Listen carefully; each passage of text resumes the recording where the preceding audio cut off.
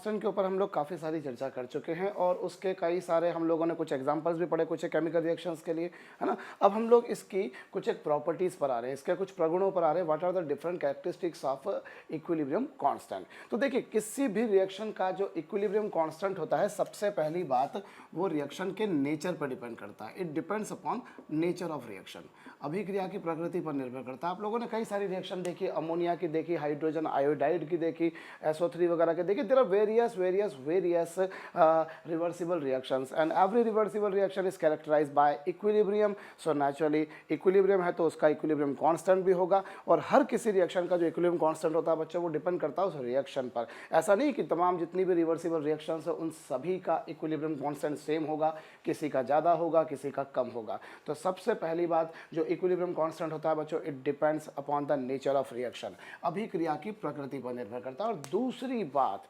Equilibrium constant की properties में दूसरी बात जो बताऊं मैं आपको, इक्विलिब्रियम कांस्टेंट की वैल्यू जितनी ज़्यादा होगी, larger the value of Kc और Kp, Kc या Kp की वैल्यू जितनी ज़्यादा होगी, Kc is the equilibrium constant in terms of concentration, Kp is the equilibrium constant in terms of partial pressures. So larger the value of Kc और Kp, जितनी ज़्यादा होगी Kc या Kp की वैल्यू, उतना ही रिएक्शन की ज़्यादा कंप्लीशन की भी बारी होगी। Larger the completion of the reaction, larger the completion of reaction. क्या तात्पर्य है इसका, इसका मीनिंग क्या है, चलिए मैं इस बारे में बता देता हूँ। देखिए, एक बात तो आप जानते हैं कि reversible reaction never undergo completion, कभी भी उत्क्रमणीय अभिक्रिया कभी समाप्त नहीं होती। क्यों? क्योंकि रिएक्टेंट रिएक्शन करके प्रोडक्ट्स बनाते हैं और प्रोडक्ट अगेन रिफॉर्म रिएक्टेंट। सो कभी भी ऐसा नहीं होता है कि रिएक्टेंट या प्रोडक्ट पूरी तरह से कंज्यूम हो जाए, इट विल नेवर हैपन। सो ठीक है, सो एक बात तो कन्फर्म है कि कभी कंप्लीट नहीं होगी। लेकिन देखिए, अगर मान लीजिए, सपोज कीजिए हमारे पास में ये रिएक्टेंट हैं A और B, और इन्होंने रिएक्शन करके COD बनाया। ठीक है, मैं दो अलग अलग तरह की रिएक्शन लेता हूँ। मान लीजिए हमने शुरुआत में 100 ग्राम लिए थे, और जब इक्विलिब्रियम आया तो इनके 90 ग्राम कंप्लीट कंज्यूम हो गए। कितने ग्राम कंज्यूम हो गए? इनके 90 ग्राम अगर इनके कंज्यूम हो गए, और उसके बाद इक्विलिब्रियम आया, तो हम बोलेंगे रिएक्शन 90% कंप्लीट हो गई। भाई आपने 100% तो कंप्लीट होनी नहीं है। मुसीबत ये है कि जब प्रोडक्ट बनते हैं वो वापस से रिएक्टेंट बना देते हैं, तो रिएक्शन तो कभी कंप्लीट होनी नहीं है। लेकिन एक बात है, suppose कीजिए you started with 100 gram of the reactant and it is found that when 90 gram reactant have reacted then equilibrium is attained। मतलब रिएक्शन कितने परसेंट कंप्लीट हुई? 90%, है ना। और दूसरी कोई केमिकल रिएक्शन है जिसमें 80 ग्राम कंज्यूम हो गए और इक्विलिब्रियम आ गया, तो हम बोलेंगे reaction has 80% completed, is 80% completed. ठीक है, रिएक्शन जो है वो 80% संपन्न हो गई। सो एक बात आप देखेंगे कि रिएक्शन जितने ज़्यादा परसेंट कंप्लीट होती है, इक्विलिब्रियम कांस्टेंट की वैल्यू वो उतनी ज़्यादा होती है। Larger the value of equilibrium constant, more is the extent of completion of the reaction. Reaction उतनी ज़्यादा कंप्लीट होगी। सपोज कीजिए एक रिएक्शन का इक्विलिब्रियम कांस्टेंट 1 है, किसी रिएक्शन का इक्विलिब्रियम कांस्टेंट 10 है, किसी रिएक्शन का इक्विलिब्रियम कांस्टेंट 100 है, और किसी रिएक्शन का इक्विलिब्रियम कांस्टेंट 10,000 है। These all are the values of Kc। Then you will find ये रिएक्शन सबसे कम कंप्लीट होगी। सपोज कीजिए, मान लीजिए कुछ हो सकता है कि ये 12% कंप्लीट होने के बाद इक्विलिब्रियम आ गया हो, इसमें समवाट 32% कंप्लीट होने के बाद इक्विलिब्रियम आ गया हो, इसमें समवाट हो सकता है 45% कंप्लीट होने के बाद इक्विलिब्रियम आ गया हो, और इसमें हो सकता है कि 90% कंप्लीट होने के बाद इक्विलिब्रियम आ गया हो। We can say larger the value of Kc or Kp, larger is the extent of the completion of the reaction। उतनी ज़्यादा संपन्न होगी। 100% तो संपन्न नहीं हो सकती, इसमें कोई संशय संदेह प्रश्नवाचक चिन्ह नहीं है, किंतु परंतु हाँ, अगर Kc या Kp की वैल्यू जितनी ज़्यादा होगी, रिएक्शन उतनी ज़्यादा परसेंट कंप्लीट होगी। चलिए साहब, तीसरी बात, इक्विलिब्रियम कांस्टेंट जो होता है, it is independent, you listen to me, it is independent of change of pressure, volume and concentration। Equilibrium constant जो होता है बच्चों, उस पर प्रेशर का कोई फर्क नहीं पड़ता, वॉल्यूम का कोई फर्क नहीं पड़ता, इवन कॉन्सेंट्रेशन का कोई फर्क नहीं पड़ता कि हम कॉन्सेंट्रेशन को चेंज कर दें तो इक्विलिब्रियम कांस्टेंट चेंज हो जाएगा। अगर प्रेशर को चेंज कर दें इक्विलिब्रियम कांस्टेंट चेंज हो जाएगा? बिल्कुल नहीं। वॉल्यूम को चेंज कर दें? नहीं। देखिए, एक्चुअली इक्विलिब्रियम कांस्टेंट के एक्सप्रेशन को हम इससे पहले 10 बार लिख चुके हैं। एक जो जनरलाइज रिएक्शन में लिखता हूँ, उसका इक्विलिब्रियम कांस्टेंट कुछ ऐसा होता है, यू नो दैट, है ना। उसका जो जनरलाइज्ड वे में इक्विलिब्रियम कांस्टेंट होता है साहब, वो ऐसा होता है। Now when I write this reaction, I see that in numerator the concentrations of products are present. Numerator में प्रोडक्ट्स की कॉन्सेंट्रेशन है, डिनोमिनेटर में रिएक्टेंट के कॉन्सेंट्रेशन है। और जब मैं देखता हूँ अरे यार ये तो कॉन्सेंट्रेशन लिखे हुए आ रहे हैं यार, तो अगर मैंने प्रोडक्ट को बढ़ा दिया तो न्यूमरेटर बढ़ जाएगा तो केसी तो बढ़ जाएगा, है ना। और उसी के विपरीत यदि मैंने मान लीजिए रिएक्टेंट को बढ़ा दिया, मैंने वेसल में ए को मिला दिया या बी को मिला दिया या इवन दोनों को मिला दिया, सो ये दोनों तो बढ़ जाएंगे और ये दोनों बढ़ जाएंगे, तो डिनोमिनेटर बढ़ जाएगा और डिनोमिनेटर बढ़ जाने के कारण तो केसी ने कम हो जाना चाहिए। पर माय डियर स्टूडेंट ऐसा नहीं होता। ऐसा देखकर हमको जरूर लगता है, पर हर बार देखी गई बात सही हो ऐसा ज़रूरी नहीं है। ये आगे चल के हम लोग पढ़ेंगे कि इक्विलिब्रियम कांस्टेंट पर कॉन्सेंट्रेशन का कोई फ़र्क नहीं पड़ता। यदि आपने कॉन्सेंट्रेशन को चेंज कर दिया, यदि आपने कॉन्सेंट्रेशन को चेंज कर दिया तो इक्विलिब्रियम कांस्टेंट में चेंज नहीं आएगा, प्रेशर में चेंज नहीं आएगा, वॉल्यूम में चेंज नहीं आएगा। The value of equilibrium constant is independent of change of either of these three quantities. You remember, हाँ आपको ध्यान हो हम लोगों ने प्रॉपर्टीज ऑफ इक्विलिब्रियम पढ़ी थी। So we see that on change of concentration of either of reactants of products और चेंज ऑफ वॉल्यूम और change of pressure introduces some kind of disturbance to the equilibrium. उससे equilibrium में disturbance आ जाता है, equilibrium disturb हो जाता है, कोई एक रिएक्शन फास्ट हो जाती है, कोई एक रिएक्शन स्लो हो जाती है। आपको याद हो हमने बोला था कि इक्विलिब्रियम जो होता है it is dynamic in nature, वो प्रकृति में डायनामिक होता है, गतिक होता है, दोनों स्पीड में, दोनों डायरेक्शन में बराबर स्पीड से रिएक्शन चलती है। पर चूंकि वो बराबर स्पीड से चलती है उसे मुझे रुकी हुई महसूस होती है, पर वो सही नहीं है, वो चल रही होती है, दोनों दिशाओं में चल रही होती है, बराबर वेग से चल रही होती है और इसीलिए वो रुकी हुई प्रतीत होती है।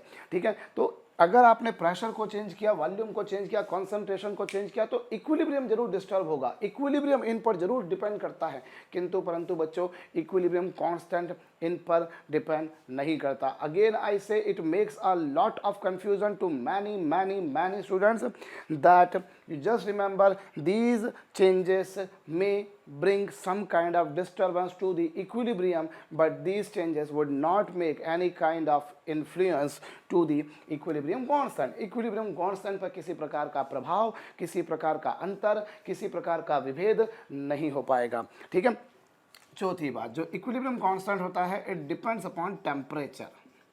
ध्यान दीजिए, इट डिपेंड्स अपॉन टेम्परेचर।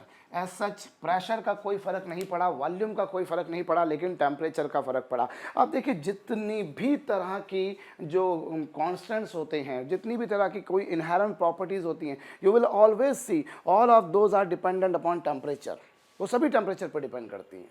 तमाम तरह की आप देखेंगे, तमाम तरह की physical quantities like coefficient of elasticity हो, लाइक कोफिशिएंट ऑफ रिजिडिटी हो, लाइक जो है रेफ्रेक्टिव इंडेक्स हो, जितनी भी तरह की फिजिकल क्वांटिटीज़ होती हैं वो सब टेम्परेचर पर डिपेंड करती हैं, पर उनका डायमेंशन से अमूमन कोई लेना देना नहीं होता। सो ये बात वही कर रहे हैं हम यहाँ पर कि देखिए अगर आपने टेम्परेचर को चेंज किया तो इक्विलिब्रियम कांस्टेंट चेंज हो जाएगा, टेम्परेचर को चेंज कीजिए इक्विलिब्रियम भी डिस्टर्ब होता था। आपको ध्यान दिलाऊं, आप प्रेशर को, वॉल्यूम को, कंसंट्रेशन को या टेम्परेचर को, इनमें से किसी को भी चेंज करते थे तो इक्विलिब्रियम डिस्टर्ब होता था, लेकिन इक्विलिब्रियम कांस्टेंट टेम्परेचर को चेंज करने से चेंज होता है, जबकि इनसे चेंज करने पर नहीं होता है। तो मैं दूसरी भाषा में यूँ भी बोल सकता हूँ कि टेम्परेचर वो फिजिकल क्वान्टिटी है बच्चों जिस पर इक्विलिब्रियम और इक्विलिब्रियम कांस्टेंट दोनों डिपेंड करते हैं। टेम्परेचर वो फिजिकल क्वांटिटी है जिस पर इक्विलिब्रियम और इक्विलिब्रियम कांस्टेंट दोनों डिपेंड करते हैं, किंतु परंतु बाकी तीन पर इक्विलिब्रियम जरूर डिपेंड करता है लेकिन इक्विलिब्रियम कांस्टेंट नहीं डिपेंड कर सकता। तो इक्विलिब्रियम कांस्टेंट जो होता है इट डिपेंड्स अपॉन टेम्परेचर, ये तापक्रम पर निर्भर करता है। और पांचवी बात मैं यहाँ पर आपको बताता हूँ जो है हम लोगों को जो इक्विलिब्रियम कांस्टेंट की यूनिट के बारे में, तो इसकी यूनिट के बारे में हम लोग पढ़ लेते हैं कि इसकी यूनिट क्या है। चलिए साहब, what is the unit of KC और केपी। हम केसी और केपी की यूनिट देख लेते हैं। चलिए साहब, और यूनिट देखने के लिए मुझे इस एक्सप्रेशन पर आना पड़ेगा, मैं यहाँ लिख देता हूँ। चलिए ओके, अभी इसकी यूनिट के बारे में देखें तो देखिए these are the concentration in square bracket what we write is the concentration, what we write is the molar concentration or you can say the active mass, and इसकी यूनिट जो होती है बच्चों वो क्या होती है, इसकी यूनिट होती है मोल पर लीटर, मोल पर लीटर की पावर C, मोल पर लीटर की power D। Okay, C and D, you know that these are the stoichiometric coefficients of reactants and products, and here it is mole per litre की power A और साथ में मोल per litre की power B। Correct. सो ये हमारे पास में इसकी units हो गई, मतलब अभी हमने सारी कॉन्सेंट्रेशन की यूनिट रख दी। भाई कोई भी कॉन्सेंट्रेशन हो, whether it is of reactant और it is of product, we use to write in terms of mole per litre. So this is mole per litre to the power C, likewise D, likewise A and B here in denominator. These two quantities are present in denominator. चलिए साहब, मैंने इसको थोड़ा सा split कर दिया। Anyways, अब मैं क्या पाता हूँ, I see that it is mole per litre की पावर कितनी बच्चों, C plus D. In numerator you can see it is mole per litre to the power C plus D. अरे भाई बेस सेम होता है ना, तो पावर ऐड होती है। और लाइकवाइज यदि मैं डिनोमिनेटर के बारे में बात करता हूँ, then what I find, mole per litre की पावर कितनी, A plus B. Mole per litre की पावर कितनी होती है, A प्लस बी होती है, as you can see here. Okay, so what you find it is equals to mole per litre. और जब क्या होगा, ये न्यूमरेटर में जाएगा तो पावर माइनस हो जाएगी, न्यूमरेटर में जाएगा तो पावर माइनस हो जाएगी। तो ये लीजिए साहब, मैंने A प्लस बी को माइनस कर दिया। So what I find, mole per litre की power C plus d minus A plus b. और इस आधार पर हमारे पास में इसकी यूनिट क्या आ गई, mole per litre to the power delta N. Mole per litre की पावर कितनी हो गई, डेल्टा एन। भाई C plus D that is the number of moles of products, A plus B मतलब number of moles of reactant. तो इस तरह से इसकी यूनिट क्या हो गई, mole per litre to the power delta n, which says change in number of moles or difference in number of moles of those of products and those of reactants. So this is the unit of Kc. Some people may say, sir, since it is a constant, so it must be a unitless quantity, it must be a dimensionless quantity. But my dear student, you always remember that every constant is not, in fact most of the physical constant you will see are basically having certain units. Okay, for example, in this case you see that your unit of Kc is mole per liter to the power delta n. Likewise, if I talk about Kp, यदि मैं Kp के बारे में बात करता हूं बच्चों, so I'm going to rub this here. Okay, now what about Kp? Kp के बारे में अगर मैं बात करता हूं तो Kp I know that Pc to the power C, Pt to the power D, likewise Pa to the power A and Pb to the power B. As such, there are various units of pressure. Pressure can be measured in terms of atmosphere, it can be measured in terms of Newton per meter square, it can be measured in terms of Pascal, in terms of atmosphere, as I told earlier, it can be measured in terms of Torres Celli, the most popular unit of pressure as far as chemistry is concerned. भाई देखिए, Newton पर metre square हम physics में बहुत ज़्यादा use करते हैं, pascal भी हम फिजिक्स में बहुत ज़्यादा यूज़ करते हैं, टॉरिस सेली भी हम बहुत ज़्यादा यूज़ करते हैं। लेकिन केमिस्ट्री में हमारा जो एम्फेसाइज होता है मोस्टली वो प्रेशर की यूनिट होती है एटमॉस्फेयर, और एटमॉस्फेयर को हम लिखा करते हैं ATM से। तो ATM to the power C, ATM to the power D, ठीक है, ये उसका एब्रेविएशन है, हम लोग हमेशा इस तरह से रिप्रेजेंट करते हैं। अगर आपको पता है तो well and good, if it is not under your knowledge, that's why I'm informing you that the pressure is measured in various units, and the most popular unit of the pressure is atmosphere, which is atmosphere to the power C, likewise D here, A and B. The similar thing I will go to do here, and so that I will see, देखिए यहाँ पर base same होने के कारण power add हो जाएगी, यहाँ पर बेस सेम होने के कारण पावर ऐड हो जाएगी, सब घूम फिर के ऊपर पहुँच जाएंगे, और उसके बाद एटमॉस्फेयर की power C plus D negative A plus B आ जाएगा, और उस आधार पर मैं बोल सकता हूँ कि इसकी unit atmosphere to the power delta n होगी। ठीक है, सो ये एटमॉस्फेयर की पावर डेल्टा एन हो गई। सो this is the unit of pressure, sorry Kp। तो ये हमारे पास में Kp की यूनिट आ गई बच्चों, और ये हमारे पास में Kc की यूनिट आ गई। You have to remember always that Kc and Kp are unit full quantities. Conditionally अगर डेल्टा एन जीरो आ जाए, अगर डेल्टा एन जीरो हो जाए, then power will become zero, and power become zero, then it will become one. So I can say in that condition it will be a unitless quantity, it will be dimensionless quantity. जैसे आपको ध्यान हो, हमने जो HI वाली reaction पढ़ी थी, HI वाली रिएक्शन में क्या था, वो यूनिट पर डिपेंड नहीं करता था, वो डेल्टा एन जीरो आता था उस केस में। तो हाँ, अगर डेल्टा एन जीरो आ जाता है तो मैं कहता हूँ साहब Kc और Kp की कोई इकाई नहीं है, वो इकाई विहीन है, they are unitless quantities. So ये आपके पास में Kc और Kp की यूनिट हो गई। ठीक है, तो हमने देखा कि नेचर ऑफ रिएक्शन पर डिपेंड करता है, टेम्परेचर पर डिपेंड करता है। Kc Kp की वैल्यू जितनी ज़्यादा होगी, रिएक्शन उतनी ज़्यादा % कंप्लीट होगी। It is independent of concentration, pressure and volume, और टेम्परेचर पर डिपेंड करता है। और इसकी यूनिट के बारे में बात करी, और एक और प्रॉपर्टी हम लोग देख रहे हैं अगली जो है, वो क्या है साहब, it depends upon mode of writing reaction. ये अगली प्रॉपर्टी है, कौन सी, ये डिपेंड करती है मोड ऑफ राइटिंग रिएक्शन पर, अभिक्रिया को लिखने के तरीके पर। इस पर बहुत न्यूमेरिकल्स बना करते हैं, बड़ा बड़ा फेमस, बड़ा पॉपुलर किस्म का प्रश्न बनते हैं इसके ऊपर, काफ़ी ज़्यादा बनते हैं, चूँकि इसलिए मैं कह रहा हूँ। Mode of writing reaction, how we have written a chemical reaction, मैंने किसी रासायनिक अभिक्रिया को किस प्रकार से लिखा है उस पर इसकी वैल्यू डिपेंड करती है। व्हाट आई मीन टू से, जैसे देखिए एग्जांपल के तौर पे मैंने ये अमोनिया के फॉर्मेशन की प्रोसेस लिखी है, very popular method of making ammonia by Haber's process in which nitrogen and hydrogen combine together to make ammonia. Here in this process we use to have the catalyst iron, हम iron को, लोहे को catalyst के जैसे use करते हैं और molybdenum को कैटलिस्ट प्रमोटर के जैसे यूज करते हैं। तो अभी चलिए, अभी उस सब बारे में तो बाद में हम बात करेंगे जब हम लोग स्पेसिफिकली अमोनिया के प्रिपरेशन को देख रहे होंगे, but right now I am talking about nitrogen and hydrogen are combining together to make ammonia. Now let the equilibrium constant of this reaction is Kc, माना कि इस अभिक्रिया का साम्य स्थिरांक, इसका जो इक्विलिब्रियम कांस्टेंट है वो Kc है।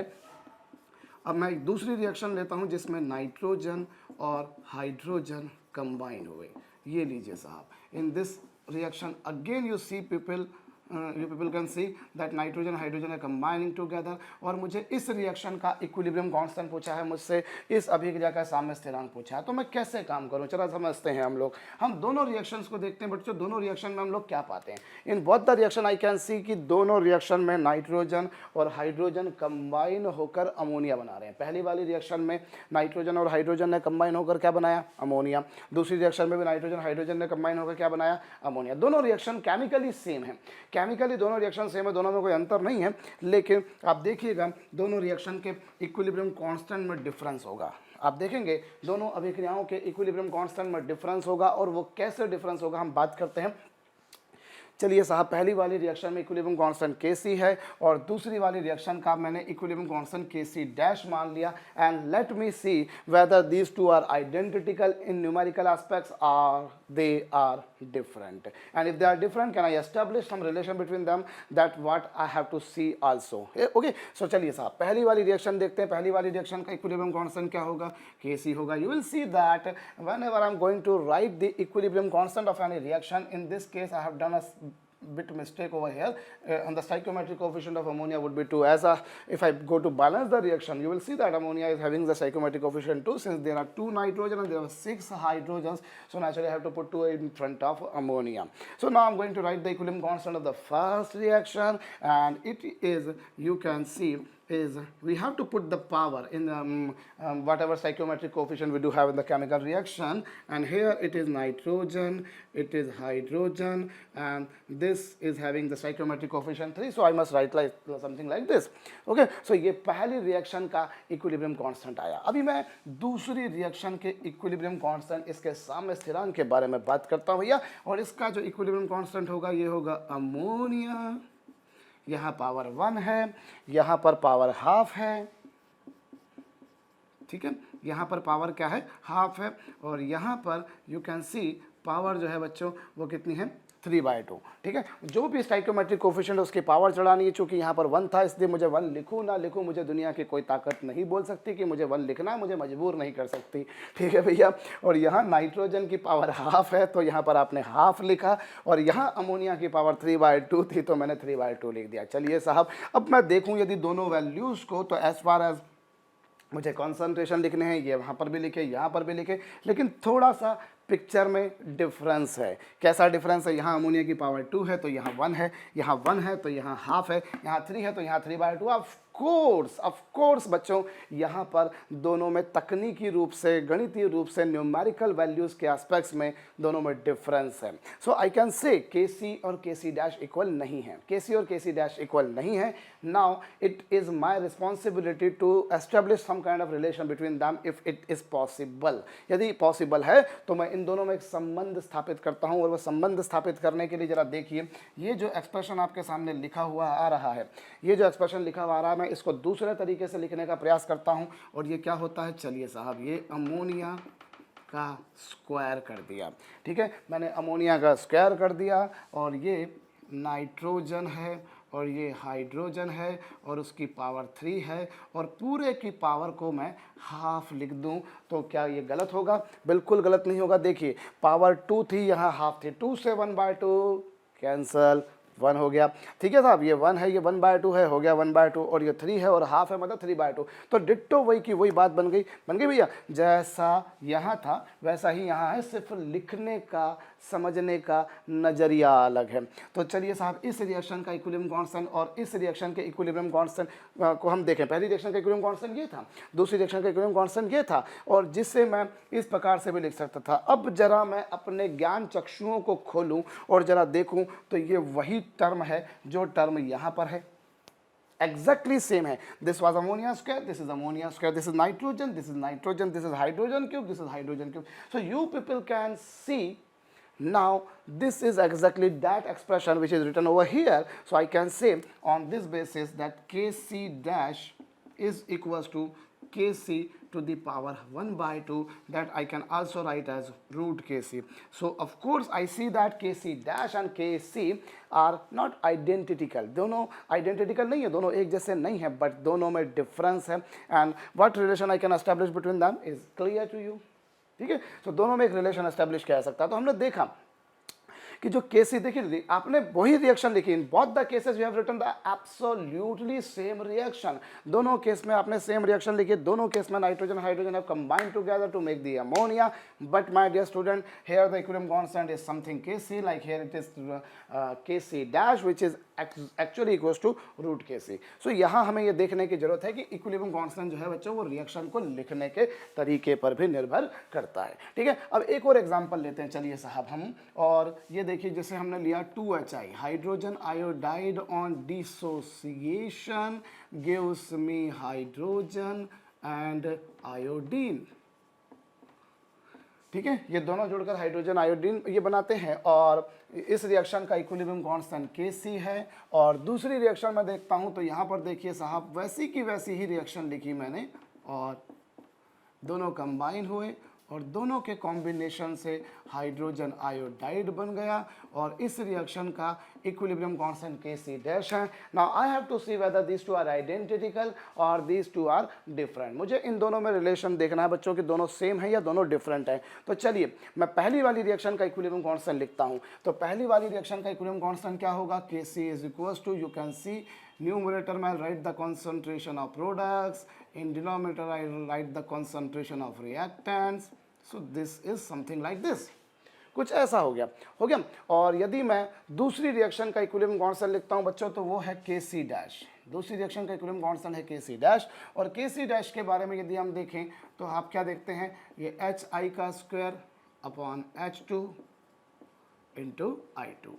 ठीक, तो पहली रिएक्शन का इक्विलिब्रियम कांस्टेंट ये था, दूसरी रिएक्शन का इक्विलिब्रियम कांस्टेंट ये था। As you can see these two quantities are not identical, दोनों एक समान नहीं हैं। ओके, एक बात तो कंफर्म हो रही है कि Kc और Kc डैश के मान जो उनकी वैल्यूज हैं, उनके जो मैग्नीट्यूड्स हैं, they are not equal, but can I establish some relation between them. Let me move ahead. अभी ये जो आपके पास में वैल्यू आई है बच्चों, ये जो आपके पास में एक्सप्रेशन आया था, चलिए मैं इसको इससे आइसोलेटेड कर दूं वरना कुछ कंफ्यूजन नहीं आ जाए। ये मैंने यहाँ लिखा। अभी ये जो आपके पास में Kc डैश आया है, इससे मैं 1/H2 I2 अपॉन HI का स्क्वायर लिख सकता हूँ। ठीक है, मैं इसे ऐसा लिख सकता हूँ। क्यों लिख सकता हूँ भैया, देखिए आपको पता है जो डिनोमिनेटर के डिनोमिनेटर में होता है वो न्यूमरेटर में जाता है। तो अगर मैं न्यूमरेटर वाली क्वांटिटी को डिनोमिनेटर के डिनोमिनेटर में ले आया तो मुझे लाने से कौन रोक सकता है, कोई भी नहीं। इस HI स्क्वायर को मैं यहाँ ले आया। अब देखिए ये क्या होगा, दिस इज 1, न्यूमरेटर में तो 1 है, और ये जो आपको दिखा हुआ दिख रहा है H2 I2 अपॉन HI का स्क्वायर, देखिए ये जो एक्सप्रेशन लिखा हुआ दिख रहा है ये डिट्टो वही एक्सप्रेशन है जो Kc था, जो Kc था। ठीक है, अभी हम किसकी वैल्यू निकाल रहे हैं, एक्चुअली अभी हम जो यहाँ पर वैल्यू निकाल रहे हैं बच्चों वो निकाल रहे हैं किसके, Kc डैश की। ये लीजिए साहब, ये मैं Kc डैश की वैल्यू निकाल रहा हूँ। सो मैं क्या पाता हूँ, मैं पाता हूँ Kc dash is equal to कितना, 1/Kc। ये किसके बराबर आ गया, ये 1/Kc के बराबर आ गया। अरे कैसे आया भैया, देखिए ये जो एक्सप्रेशन आपको लिखा हुआ दिखाई दे रहा है ये बिल्कुल वही एक्सप्रेशन है जो ये था। सो ये आ गया 1/Kc। तो आप देखिए पहली वाली रिएक्शन में आपने देखा इस तरह से आपने रिलेशन एस्टेब्लिश किया, और दूसरी वाली रिएक्शन में भी आपने रिलेशन एस्टेब्लिश किया। ऐसे दोनों रिएक्शन सेम थी। यहाँ हमने हाइड्रोजन आयोडाइड का डीकम्पोजिशन लिखा था, जबकि यहाँ पर हाइड्रोजन आयोडाइड का फॉर्मेशन लिखा। तो दोनों बातें केमिकली अगर देखा जाए तो दोनों बातें सेम है, केमिकली दोनों में कोई डिफरेंस नहीं है, लेकिन मैग्नीट्यूड वाइज दोनों के इक्विलिब्रियम कांस्टेंट डिफरेंट है। दोनों के भाई पहली रिएक्शन का इक्विलिब्रियम कांस्टेंट क्या है, ये है, और दूसरी पहली रिएक्शन का इक्विलिब्रियम कांस्टेंट Kc था और दूसरी रिएक्शन का इक्विलिब्रियम कांस्टेंट Kc डैश था। ओके अब ये हमारे पास था। अब यहाँ पर यदि हम देखें तो ये रिलेशन कुछ एस्टेब्लिश हुआ। अब इससे हम क्या मीनिंग लगा सकते हैं, इस बारे में हम लोग बात करते हैं। हम एक बार दोनों केमिकल रिएक्शन को लिखने के तरीकों को देखते हैं। जैसे देखिए पहली वाली जो केमिकल रिएक्शन है उसका इक्विलिब्रियम कांस्टेंट Kc, दूसरी रिएक्शन का इक्विलिब्रियम कांस्टेंट Kc डैश। अब आप जरा इस तरह का प्रयास कीजिए कि पहली रिएक्शन से आपने दूसरी रिएक्शन बनाई कैसे। यदि मैं पहली वाली रिएक्शन में 1/2 का मल्टीप्लाई कर दूं, if I multiply by first 1/2 in the first reaction, देखिए इसमें 1/2 का मल्टीप्लाई करा, इसमें 1/2 का मल्टीप्लाई करा और इसमें 1/2 का मल्टीप्लाई करा। If I multiply by 1/2 with in the first reaction then I will get the second one. यदि मैं फर्स्ट रिएक्शन में 1/2 का मल्टीप्लाई करता हूं तो मुझे सेकंड मिलती है, करेक्ट। देख लीजिए आप, तो जितने का मैंने मल्टीप्लाई करा उतने की मैंने यहाँ पर पावर चढ़ाई है। हम इन दोनों के बीच में रिलेशन को मैथमेटिकली प्रूव कर चुके हैं, लेकिन मैं उसको अब लॉजिकली, कॉन्सेप्चुअली और थोड़ा सा जल्दी करने की मेथड आपको बता रहा हूं। मैं फर्स्ट रिएक्शन में यदि हाफ का मल्टीप्लाई कर दूं, 1/2 का मल्टीप्लाई कर दूं, ये 1 था, ये 1/2 हो गया, ये 3 था, 3/2 हो गया, ये 2/2 यानी 1 हो गया। So if I multiply by 1/2 in the first reaction I will get the second one.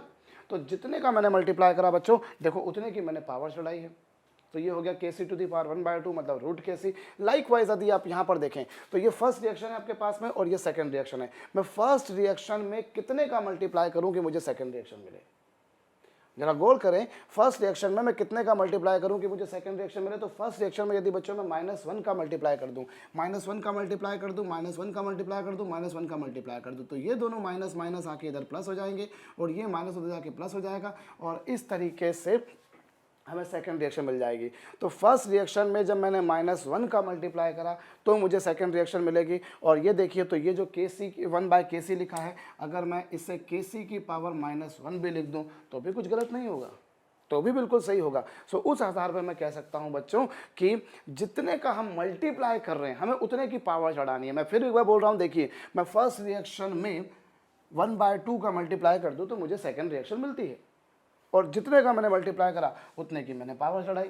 Likewise यदि मैंने यहाँ पर देखूँ तो फर्स्ट रिएक्शन में यदि मैं -1 का मल्टीप्लाई कर दूँ तो माइनस माइनस माइनस, ये दोनों माइनस इधर आकर प्लस हो गया, ये माइनस उधर जाके प्लस हो गया और इस तरीके से इनमें रिलेशन एस्टेब्लिश हो गया। So what I multiply in the given chemical reaction, that what I have to put in the indices of the equilibrium constant.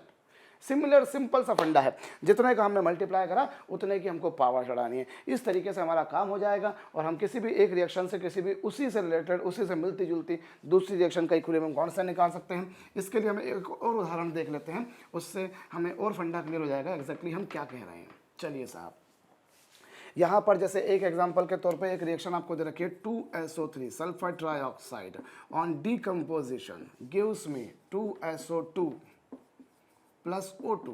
ये देखिए साहब, ठीक है, मुझे ये था। अब मुझे सपोज कर लीजिए कि इस रिएक्शन का इक्विलिब्रियम कांस्टेंट जो दे रखा है वो 400 दे रखा है। इस रिएक्शन का इक्विलिब्रियम कांस्टेंट 400 है और मुझे दूसरी reaction SO2 plus half O2 gives SO3 का इक्विलिब्रियम कांस्टेंट मेरे को निकालने का है कि इस रिएक्शन का इक्विलिब्रियम कांस्टेंट क्या होगा।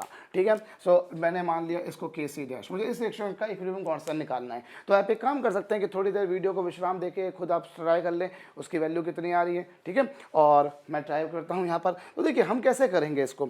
एक तरीका तो ये है कि हम पहले इस रिएक्शन के इक्विलिब्रियम कांस्टेंट का एक्सप्रेशन लिखें। क्या होगा, वो होगा भैया Kc इज इक्वल्स टू कितना, SO2 का स्क्वायर O2 अपॉन SO3 का स्क्वायर, ये होगा। ओके, और इसकी वैल्यू आपको दे रखी 400। और जहाँ तक दूसरी रिएक्शन का सवाल है तो वो है Kc dash is equals to कितना, SO3 मतलब प्रोडक्ट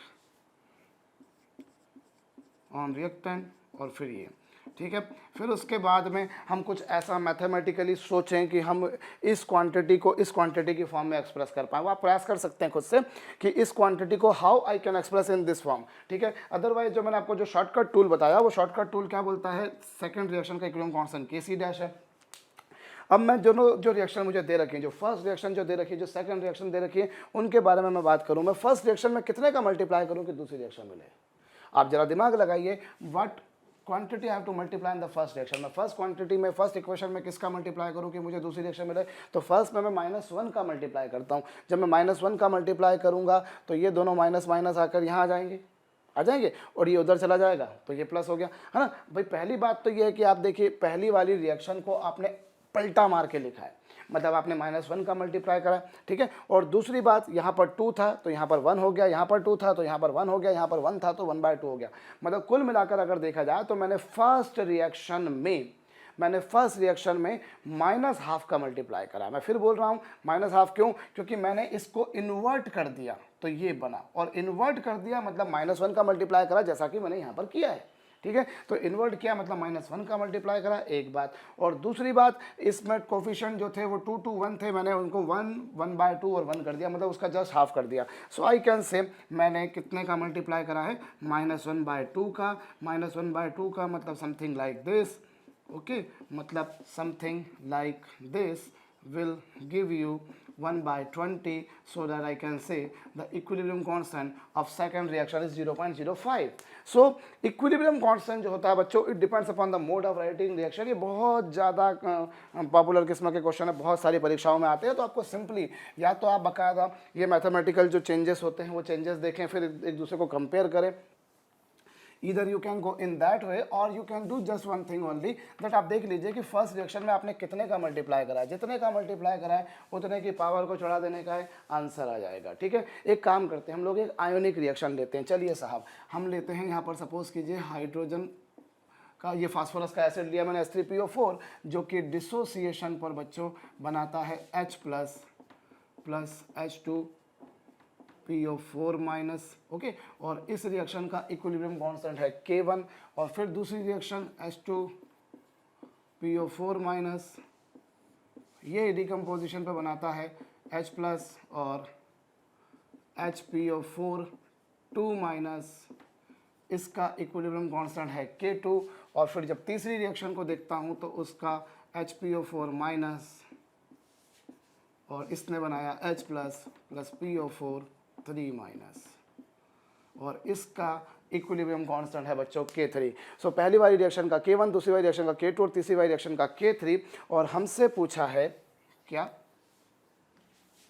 हमसे पूछा है बच्चों कि ये रिएक्शन, चौथी एक और रिएक्शन दे दी। चलिए साहब, H3PO4 जो कि डिकम्पोजिशन पर बनाता है 3H+ और फॉस्फेट आयन।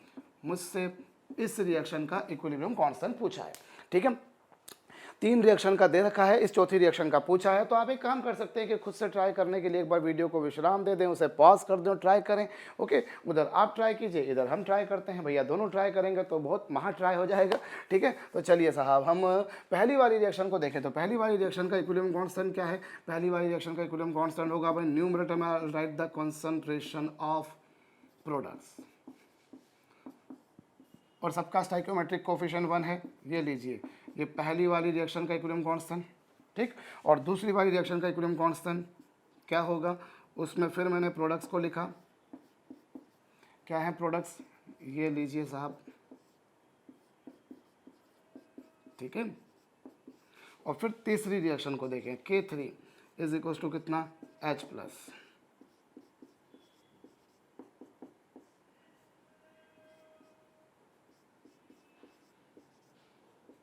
ये लीजिए, फर्स्ट रिएक्शन का इक्विलिब्रियम कांस्टेंट लिखा, तो यहाँ पर क्या लिखा आपने, इसके प्रोडक्ट्स और रिएक्टेंट। फिर सेकंड रिएक्शन में इसके प्रोडक्ट्स और फिर ये रिएक्टेंट, ठीक है। और ये इसके प्रोडक्ट्स और फिर और इसके रिएक्टेंट, ठीक है, ये लिख दिया। अब बारी आती है साहब हमारे पास में जो तीसरी रिएक्शन, जो चौथी रिएक्शन है सॉरी, जिसका इक्विलिब्रियम कांस्टेंट मुझे निकालना है। तो इक्विलिब्रियम कांस्टेंट इस चौथी रिएक्शन का क्या होगा, इस चौथी रिएक्शन का इक्विलिब्रियम कांस्टेंट क्या होगा बच्चों, वो होगा H+।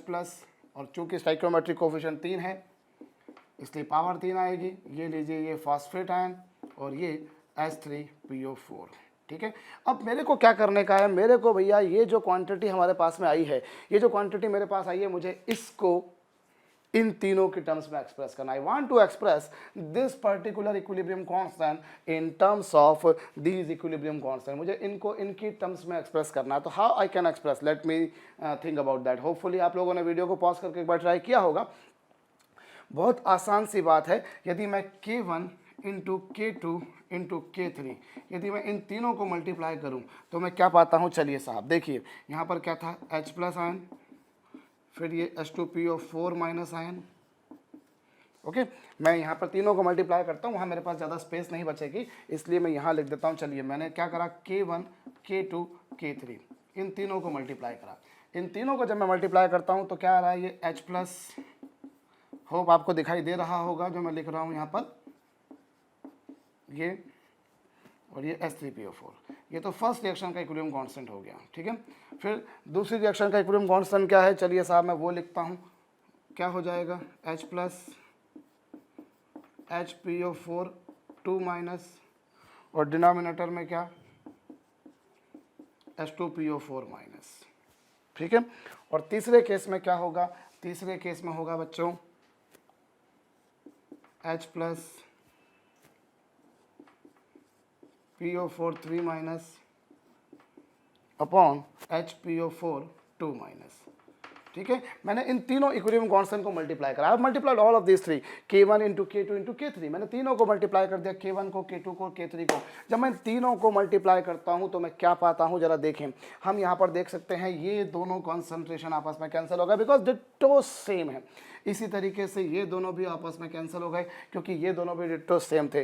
अब आप देखिए तो आपको क्या मिलता है, न्यूमरेटर में यू सी, न्यूमरेटर में क्या होगा, H plus ion into H plus ion into H plus ion, और 3 बार H प्लस आयन का मल्टीप्लिकेशन मतलब H प्लस आयन का क्यूब, और यहाँ पर क्या साथ में होगा भाई, H plus into H plus into H plus, और इस तरीके, और ये देखिए तो ये क्या होगा, PO4 3 माइनस, PO4 3 माइनस। ठीक है, PO4 3 माइनस, और अपॉन में क्या हो जाएगा, H3PO4, और गौर कीजिए ये जो एक्सप्रेशन बनकर आपके पास में आया है, ये जो एक्सप्रेशन आपके पास में बनकर आया है, डिट्टो वही का वही एक्सप्रेशन है जो आपने इस रिएक्शन का लिखा था। ठीक है, देख लीजिए ये क्या था, बिल्कुल वैसा का वैसा लिखा है। मतलब मैं कह सकता हूँ क्या, K, सो आई कैन से जो K होगा उसकी value in terms of K1 K2 K3 होगी, K equals to K1 into K2 into K3। So this is giving me the equilibrium constant of the fourth reaction. ठीक है, मुझे fourth reaction का जो इक्विलिब्रियम कांस्टेंट मिल रहा है वो इस तरह से मिल रहा है। तो किस तरह से हम लोग क्या कर सकते थे, हमको ये देखना पड़ेगा। तो हमें ये मालूम होना जरूरी है कि भैया देखिए, अगर सिंपल सी रिएक्शन दे रखी है, एक ही रिएक्शन दे रखी हो, दूसरी रिएक्शन का पूछा, तो आप सिंपल ये देखिए कि फर्स्ट रिएक्शन में आपने कितने का मल्टीप्लाई करा, उतना का दूसरे में पावर चढ़ाइए, खेल खत्म, चैप्टर क्लोज, घर जाओ। ठीक, लेकिन अगर कुछ इस तरह की हमारे पास में कुछ 2-3 रिएक्शंस हैं तो उस केस में हमको अलग अलग इक्विलिब्रियम कांस्टेंट लिखना पड़ेंगे। फिर हमें कुछ ऐसा खोपड़ी लगाना पड़ेगी, हमारे दिमाग का, हमारे मस्तिष्क का, हमारे रैम का इस्तेमाल करना पड़ेगा, और हमें सोचना पड़ेगा कि हम ऐसा क्या करें कि ये हो जाए, हम ऐसा क्या करें इन 3 रिएक्शन की मदद से कि ये हो जाए। तो ठीक है बच्चों, तो इस तरह से आप काम कर सकते हैं। वैसे इसको करने का एक आसान तरीका दूसरा भी है, मैं बता दूं आपको। यदि आप एक काम करेंगे, जो 3 रिएक्शन आपको दे रखी थी, फर्स्ट, सेकंड और थर्ड, यदि आप तीनों रिएक्शन को ऐड कर देंगे बच्चों, ध्यान दीजिएगा मैं क्या कहने जा रहा हूँ, अगर मैं इन तीनों रिएक्शंस को ऐड कर देता हूँ तो मैं क्या पाऊंगा, मैं पाऊंगा कि ये, एक मिनट, यहाँ पर थोड़ी सी गलती हुई है, ये क्या था, 2 माइनस था, 2 हाइड्रोजन निकल जाने के बाद में 2 माइनस था, मेरे से क्वेश्चन ही थोड़ा सा गलत हो गया था। होप आपने समझ लिया होगा, कभी कभी थोड़ी थोड़ी स्पेलिंग मिस्टेक, माइनस प्लस की मिस्टेक होती रहती है, और मिस्टेक करना इंसान की पहचान है। ठीक है, या मैं यूँ भी बोल सकता हूँ कि मैंने ये इसलिए किया था ताकि आपके अटेंशन को मैं गैदर कर सकूँ। एनीवेज, सो ये दोनों आपस में क्या हो जाएंगे बच्चों, कैंसिल हो जाएंगे। लाइकवाइज ये दोनों भी आपस में कैंसिल हो जाएंगे। जब आप इन तीनों को ऐड करेंगे तो आप देखिए ये दोनों कैंसल, ये दोनों कैंसल। अभी रिएक्टेंट साइड पे क्या बचा, केवल H3PO4, you can see here, और यहाँ क्या बचा, H plus plus H plus plus H plus, कितने H प्लस आ गए, 3 H plus, H plus plus H plus plus H plus, 3 H plus होंगे, और ये होगा PO4 3 माइनस। तो देखिए इन तीनों रिएक्शन को ऐड कर देने से, इन तीनों अभिक्रियाओं को जोड़ देने से ये रिएक्शन बनती है। तो तीनों को जोड़ने से अगर कोई रिएक्शन बन रही है तो इक्विलिब्रियम कांस्टेंट उन तीनों को मल्टीप्लाई करने से बनेगी। आप यूँ ध्यान रख सकते हैं कि जिनको ऐड किया, जैसे आपने क्या करा, जब आपने first reaction plus second reaction plus third reaction, इन तीनों रिएक्शन को ऐड किया और उससे आपके पास में फोर्थ रिएक्शन बनी, तो मैं बोल सकता हूँ कि जो इक्विलिब्रियम कांस्टेंट होगा वो उनको मल्टीप्लाई करने से बनेगा, वो उनको मल्टीप्लाई करने से बनेगा। अगर आप रिएक्शंस को जोड़ते हैं तो इक्विलिब्रियम कांस्टेंट को मल्टीप्लाई करते हैं। मैं एक और बात बताता हूं, जैसे सपोज कीजिए, मान लीजिए कि अभी मेरे पास में मैं क्वेश्चन नहीं देते हुए आपको सिंपली एक बात बताता हूं कि हमें कुछ रिएक्शन के इक्विलिब्रियम कांस्टेंट दे रखे थे और किसी रिएक्शन का हमसे पूछा था, तो और मान लो कुछ ऐसे बनता है कि फर्स्ट रिएक्शन को जोड़ो, सेकेंड को जोड़ो और थर्ड को घटाओ, तब जाकर फोर्थ रिएक्शन बनती है। सपोज कीजिए कभी कोई ऐसा न्यूमेरिकल बनता है जिसमें फर्स्ट को सेकंड को जोड़ा और थर्ड को घटाया, तब जाकर फोर्थ रिएक्शन बनती है। तो हम बोल सकते हैं कि फोर्थ रिएक्शन का जो इक्विलिब्रियम कांस्टेंट होगा बच्चों, अभी जिन दोनों को ऐड किया ना उनको मल्टीप्लाई करने का, जिन दोनों को ऐड किया उन दोनों को मल्टीप्लाई करने का, और जिसको माइनस किया बच्चों उसको डिवाइड करने का। इस तरह से इक्विलिब्रियम कांस्टेंट आएगा। सिंपल सा लॉजिक, अगर सबको ऐड कर रहे हो सबको मल्टीप्लाई कर दो, ठीक है। और यदि आप इन दोनों को ऐड कर रहे हो तो मल्टीप्लाई करो और इसको माइनस कर रहे हो तो इसको डिवाइड करो, ठीक है। एक और बात बताता हूँ, सपोज करो कुछ ऐसा हो जाए कि अगर मान लीजिए फर्स्ट रिएक्शन को जोड़ा सेकंड के ट्वाइस में और उसमें से थर्ड के थ्राइस को घटा दिया, तो जाके चौथी रिएक्शन बनती है। सपोज करो कभी कोई ऐसी रिएक्शन बन जाए, ये बड़े कॉमन से प्रॉब्लम होती हैं। ये वाली जो प्रॉब्लम होती है हम थर्मोकेमिस्ट्री में भी करा करते हैं, जिसमें हमको कुछ रिएक्शन की हीट दे रखी होती है और किसी दूसरी रिएक्शन की हीट हमको पूछी होती है।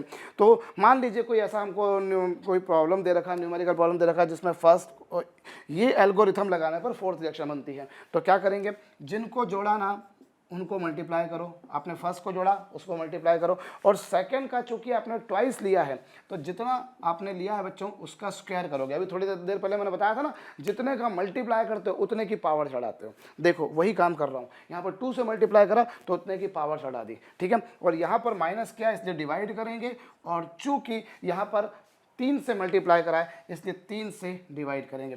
इस तरह से हम क्या कर सकते हैं, सिंपल सा एल्गोरिथम लगाकर हम देख सकते हैं कि जो नोन रिएक्शन है उनकी मदद से अननोन रिएक्शन कैसी बन रही है, और जिनको जिनको ऐड किया उनको मल्टीप्लाई करो, जिनको जिनको डिवाइड माइनस किया उनको डिवाइड करो, और जितना आपने मल्टीप्लाई करा है उसमें से 2 का 3 का उतने की आप पावर चढ़ा दो, आपके पास में किसी भी अननोन रिएक्शन का इक्विलिब्रियम कांस्टेंट आ जाएगा।